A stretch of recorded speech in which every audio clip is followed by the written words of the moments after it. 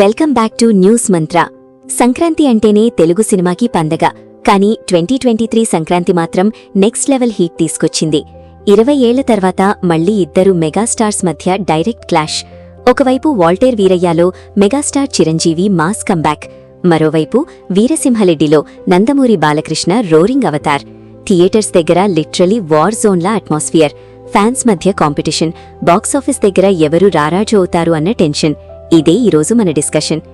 రిలీజ్కి ముందు సిచ్యువేషన్ చూస్తే చిరంజీవి గారు గాడ్ ఫాదర్ తర్వాత ఫుల్ మాస్ ఎంటర్టైనర్తో రావాలి అన్న ప్రెషర్లో ఉన్నారు. ఫ్యాన్స్ కూడా వింటేజ్ చిరు కోసం ఎదురుచూస్తున్నారు. అదే టైంలో బాలకృష్ణ గారు అఖండ సక్సెస్ తర్వాత అన్స్టాపబుల్ ఫామ్లో ఉన్నారు. మాస్ ప్రేక్షకుల్లో బాలయ్య క్రేజ్ పీక్లో ఉంది. ఇద్దరూ సంక్రాంతి స్లాట్ చూస్ చేయడం వల్ల ఇండస్ట్రీ మొత్తానికి ఇది ప్రెస్టీజ్ క్లాష్ అయింది. డిస్ట్రిబ్యూటర్స్ కూడా భారీగా ఇన్వెస్ట్ చేశారు. ఓపెనింగ్స్ ఎక్కడికి వెళ్తాయో ఎవరికీ క్లారిటీ లేదు. మొదటగా వాల్టేర్ వీరయ్య గురించి మాట్లాడితే, బాబీ డైరెక్షన్లో వచ్చిన ఈ సినిమా రిలీజ్ డే నుంచే సాలిడ్ పాజిటివ్ టాక్ తెచ్చుకుంది. Especially Chiranjeevi vintage comedy timing, Ravi Teja cameo, DSP music, boss party song థియేటర్స్లో లిటరలీ ఫెస్టివల్ వైబ్ క్రియేట్ చేసింది. ఇంట్రెస్టింగ్ ఫ్యాక్ట్ ఏమిటంటే, ఈ సినిమాలో కొన్ని సీన్స్ గోవాలో రియల్ లొకేషన్స్లో మినిమల్ సెట్ వర్క్తో షూట్ చేశారు. బడ్జెట్ అరౌండ్ 140 crores ఉండగా సినిమా వరల్డ్ వైడ్గా రఫ్లీ 230+ crores గ్రాస్ కలెక్ట్ చేసింది. Share wise close to 130 crores రేంజ్లో వచ్చింది. కొన్ని ఏరియాస్లో 50 days కూడా రన్ అయింది. ఎస్పెషలీ మాస్ సెంటర్స్లో రిపీట్ ఆడియన్స్ వల్ల మంచి హోల్డ్ మెయింటైన్ చేసింది. ఓవరాల్ ఇది క్లీన్ హిట్ నుంచి సూపర్ హిట్ రేంజ్లోకి వెళ్ళింది.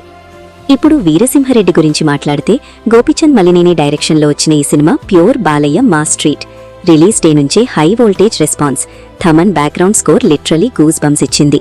జై బాలయ్య స్లోగన్ థియేటర్స్లో నాన్ స్టాప్ వినిపించింది. ఇంట్రెస్టింగ్లీ ఈ సినిమాలో రాయలసీమ ఫ్యాక్షన్ బ్యాక్డ్రాప్ని గ్రాండ్ స్కేల్లో రీక్రియేట్ చేశారు. కొన్ని యాక్షన్ సీక్వెన్సెస్ కోసం భారీగా ప్రాక్టికల్ సెట్స్ నిర్మించారు. బడ్జెట్ అరౌండ్ 110 crores ఉండగా worldwide gross around 200+ crores touch చేసింది. షేర్ నియర్లీ 120 crores దగ్గరికి చేరింది. ఇనీషియల్ డేస్లో ఓపెనింగ్స్ వాల్టేర్ వీరయ్య కన్నా అగ్రెసివ్గా వచ్చాయి. కానీ లేటర్ రన్ కొంచెం డ్రాప్ అయింది. అయినా కూడా ఇది స్ట్రాంగ్ కమర్షియల్ సక్సెస్. ఇప్పుడు అసలు క్లాష్ వర్డిక్ట్కి వస్తే, ఇద్దరు సినిమాలు కూడా హిట్సే. కానీ బాక్సాఫీస్ విన్నర్ ఎవరు అంటే, నంబర్స్ ప్రకారం వాల్టేర్ వీరయ్య స్లైట్ ఎడ్జ్ తీసుకుంది. ఎందుకంటే ఫైనల్ గ్రాస్ మరియు షేర్ కలెక్షన్స్ కొంచెం ఎక్కువ. అలాగే లాంగ్ రన్ కన్సిస్టెన్సీ కూడా బెటర్.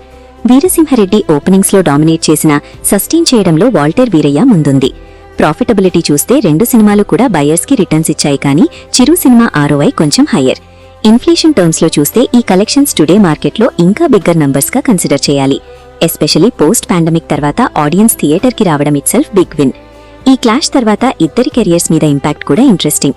చిరంజీవికి ఇది స్ట్రాంగ్ కంబ్యాక్ మాస్ సక్సెస్. ఆయన ఇంకా కమర్షియల్ హీరోగా మార్కెట్ ఇంటాక్ట్ ఉందని ప్రూవ్ చేసింది. బాలకృష్ణకి కూడా కన్సిక్యూటివ్ హిట్స్ ట్రెండ్ కొనసాగింది. ఆయన మాస్ బేస్ ఎంత స్ట్రాంగ్ ఉందో మళ్లీ చూపించింది. ఇండస్ట్రీకి మాత్రం క్లియర్ మెసేజ్ వచ్చింది. సంక్రాంతి స్లాట్లో కంటెంట్ ప్లస్ స్టార్ పవర్ ఉంటే ఇద్దరూ సైమల్టేనియస్గా సక్సీడ్ అవ్వచ్చు. సో గైస్, మీరు ఈ సంక్రాంతి వార్లో ఏ సినిమా థియేటర్లో చూశారు?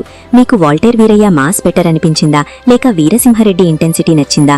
మీ ఫేవరెట్ ఎవరు, చిరు ఆర్ బాలయ్య? మీ థాట్స్ కామెంట్స్లో తప్పకుండా చెప్పండి. వీడియో నచ్చితే లైక్ చేయండి. ఇంకా ఇలాంటి టాలీవుడ్ బాక్స్ ఆఫీస్ స్టోరీస్ కోసం న్యూస్ మంత్ర ఛానల్ని సబ్స్క్రైబ్ చేయడం మర్చిపోవద్దు.